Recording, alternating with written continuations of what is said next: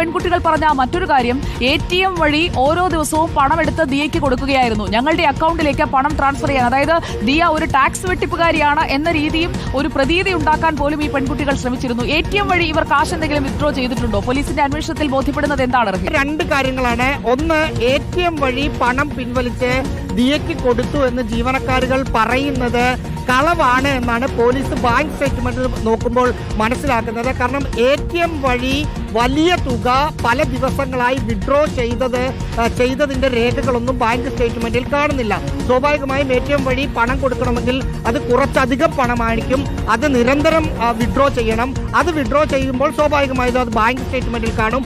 അങ്ങനെ ബാങ്ക് സ്റ്റേറ്റ്മെന്റിൽ നിരന്തരം ATMിൽ നിന്ന് കൂടുതൽ പണം പിൻവലിച്ചതിന്റെ രേഖകൾ കിട്ടിയിട്ടില്ല എന്നാണ് അന്വേഷണ ഉദ്യോഗസ്ഥരിൽ നിന്ന് മനസ്സിലാക്കുന്ന ഒരു കാര്യം.